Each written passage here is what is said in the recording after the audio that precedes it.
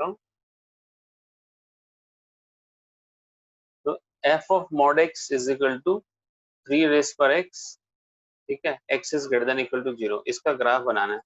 तो अगर हमने मॉड एक्स लगा दिया ना, तो जो नेगेटिव वैल्यूज होंगी इसमें, ठीक है, उसके लिए हम क्या लिखेंगे, माइनस एक्स लिख देंगे।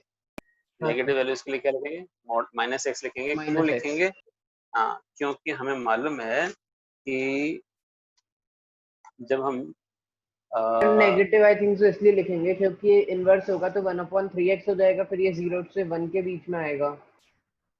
और स्टेप होगा मॉड एक्स आपको पता है ना क्या होता है, मॉड एक्स होता है एक तो माइनस एक्स होता है when x is less than 0, और प्लस एक्स कब होता है, when x is greater than equal to 0।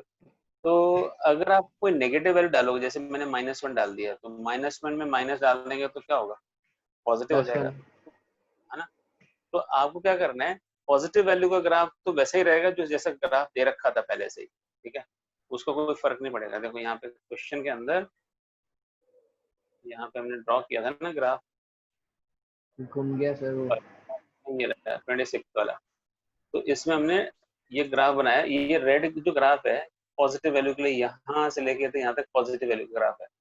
तो अब हम अगर x की वैल्यू 1 डालते हैं तो वैल्यू आ रही है 3 मान लो, तो x की वैल्यू -1 डालें तो भी 3 आएगी, तो -1 को डालें तो 3 क्यों आनी चाहिए, क्योंकि -1 का मॉडुलस क्या होता है, +1, तो 1 डालो तो भी 3, और -1 का मॉडुलस +1 होता है, उसकी वैल्यू भी 3 आनी चाहिए। इसलिए हमें जो y एक्सिस के राइट हैंड साइड में जो ग्राफ है उसी का रिफ्लेक्शन लेना है y एक्सिस के लेफ्ट हैंड साइड में। तो इन दोनों को कंबाइन करेंगे, ये ग्राफ बन जाएगा f of x is equal to, sorry, f of mod x का ग्राफ हो जाएगा। तो इस तरह से हमने देखा कि f ऑफ मॉड x का ग्राफ कैसा होता है, 3 रेस पर x, x is greater than equal to 0, and 3 raise पर -x when x is less than 0। तो हम इसको यहाँ पे एक बार फिर से लिखते हैं कि फंक्शन क्या था हमारा, हमारा फंक्शन तो शुरू में दे रखा था f of x is equal to 3 raise पर x, पर अगर मैं लिख रहा हूँ f ऑफ मॉड x लिख रहे हैं, तो यहाँ पे मुझे लिखना पड़ेगा 3 रेस पर मॉड x, और 3 रेस पर मॉड x के 2 पार्ट हो जाएंगे, एक बार लेस देन 0 के लिए अलग और ग्रेटर देन 0 के लिए अलग। और आपने ऊपर देखा कि जब लेस देन 0 होता है तो मॉड x की जगह क्या लिख सकते हैं, वो तो -x लिखना पड़ेगा, और ग्रेटर देन 0 के लिए हम मॉड x की वैल्यू क्या लिख सकते हैं, ऊपर हमने देखा ये +x लिख सकते हैं, ठीक है ना। हाँ सर, है ना, लेस देन 0 के लिए -x और ग्रेटर देन 0 के लिए +x। तो इस तरह से हमने, पर इसमें बेस तो 3 है, तो आप यहाँ पे बताओ, ये एक्चुअली हम इसको ध्यान से देखें ना, तो ये 1/3 रेस पर x है, ये क्या है, 1/3 रेस पर x। सर आपको कैसे पता 1/3 रेस पर x है, तो देखो भाई, ये 3 रेस पर -x को मैं ऐसे ले सकता हूँ, 3 रेस पर सर वो तो मैं -1, समझ गया, हाँ हाँ, तो ये 1/3 रेस पर x, और ये बेस कैसा हुआ, यानी a की वैल्यू तो 1/3 है, यानी ये तो 0 और 1 के 0 बीच से में 1, हुआ।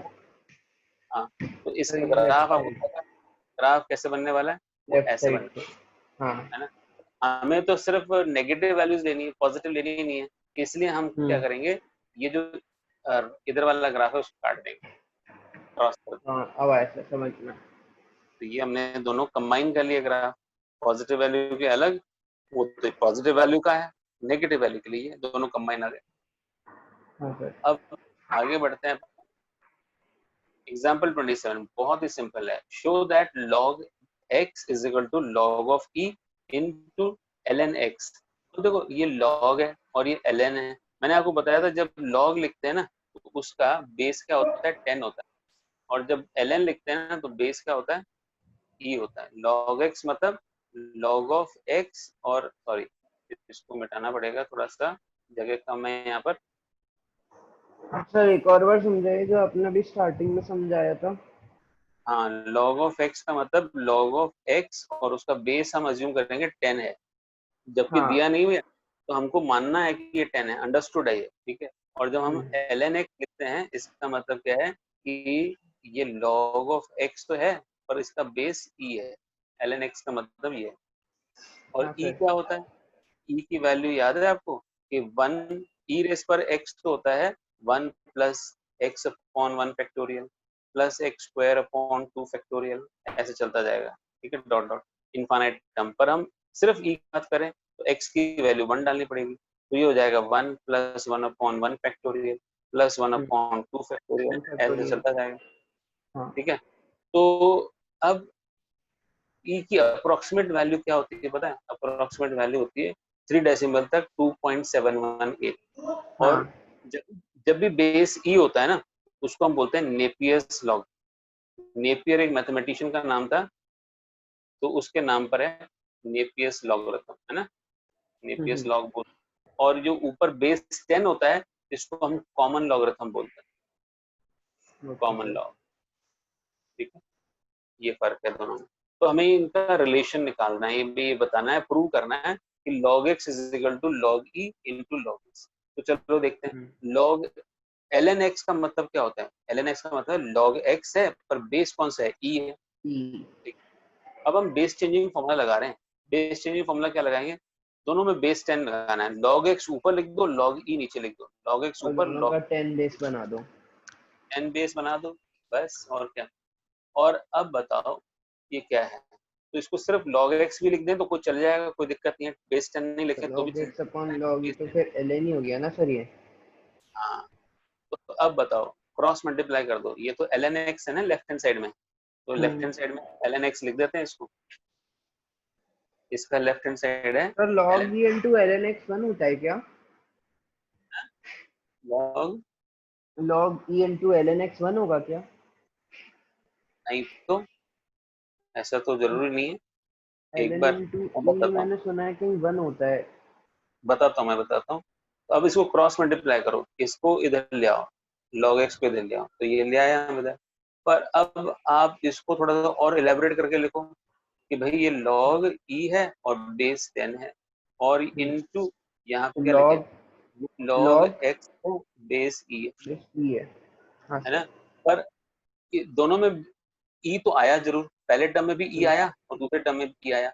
पहले में ई ऊपर आया, दूसरे ये में कट बेस में आया जाएंगे ई, तो log हाँ ये 10 हट x आ जाएगा, जाएगा। तो log हाँ sir, x to the base 10 आ गया ऐसे। आ और गया इसको सर, सिर्फ समझ log, गया। इसको सिर्फ log x लिख दो, एक ही बात है, ठीक है ना। तो हम्म। हमको क्रॉस मल्टीप्लाई करके मिल गया 27। समझ में आ गया आपको, मतलब कैसे हुआ ये? हाँ सर। यही प्रूव करना था हमें। प्रूव करना है कि log x is equal to log e into ln x।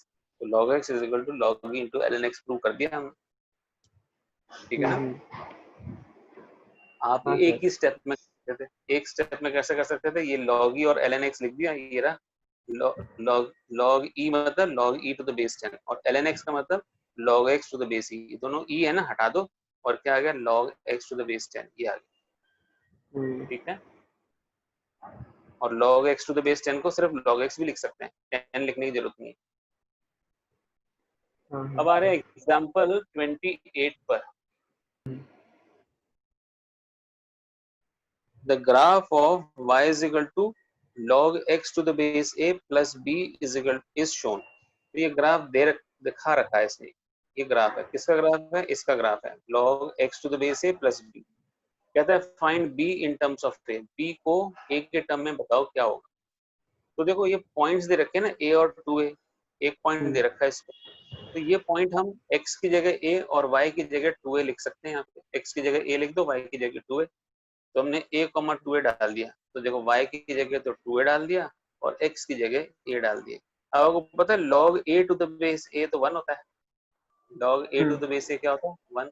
तो 1। इसको हटा के 1 लिख देते हैं, इसको 1 लिखते हैं, 1 को उधर ले जाएं तो 2a माइनस 1 हो जाएगा। तो b की वैल्यू हाँ, क्या हो गई? b 2a equal to minus 1। 2a। तो ये b in terms of a हमें निकाल लिया, find the b in terms of a, यही हमारा आंसर है। बस यहाँ खत्म हो गया, ठीक है।